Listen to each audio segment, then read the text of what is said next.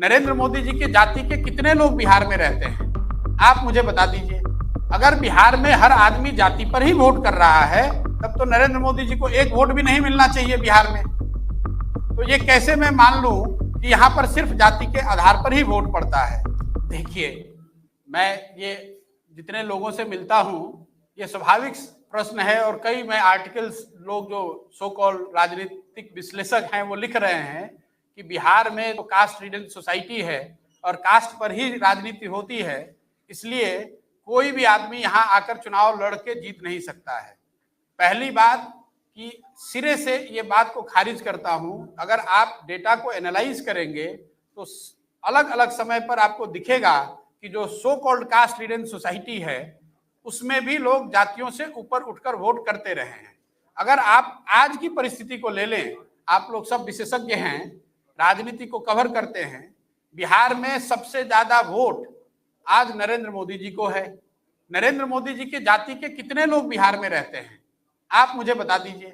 अगर बिहार में हर आदमी जाति पर ही वोट कर रहा है, तब तो नरेंद्र मोदी जी को एक वोट भी नहीं मिलना चाहिए बिहार में। तो ये कैसे मैं मान लूं कि यहाँ पर सिर्फ जाति के आधार पर ही वोट पड़ता है? दूसरी बात कि अगर आप जातियों को साथ एक बार को बहस के लिए मान भी लें कि जाति के आधार पर ही वोट पड़ता है, तो हर जाति में अच्छे लोग हैं, हर जाति में ऐसे लोग हैं जो कि बेहतरी सोच सकते हैं या बेहतर कर सकते हैं। ये जरूरी नहीं है कि हर जाति के सबसे गलत लोगों को ही आप सामने लेकर चुनाव लड़े। कोई एक व्यक्ति प्रशांत किशोर तो चुनाव लड़ेंगे नहीं, पार्टी बनाएंगे नहीं। जब मैं सारे लोगों को जोड़ने की बात कर रहा हूं तो स्वाभाविक है उसमें सारे समाज के लोग होंगे, उन सारे समाज के अच्छे लोग भी होंगे। लेकिन जहां तक आपने बात कही कि सिर्फ कास्ट की बात नहीं है, मुद्दों की बात भी है, चेहरों की बात भी है।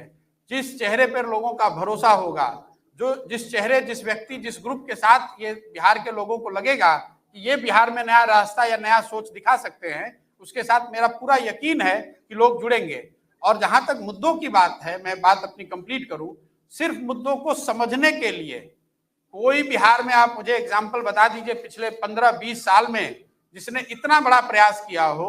मैं 3000 किलोमीटर पैदल चलने की बात कह रहा हूं, लगातार 8 महीने 1 साल, उनको समझने के लिए, लोगों को ये विश्वास दिलाने के लिए लोग क्या सोचते हैं, लोग क्या करना चाहते हैं और लोगों की आशाएं और अपेक्षाएं क्या हैं, उस चीज को समझने में मैं अगला 1 साल लगाना चाहता हूं। मैं चुनाव से 6 महीने पहले आकर कोई पार्टी बनाकर चुनाव लड़ने की प्रक्रिया का हिस्सा अभी नहीं हूं।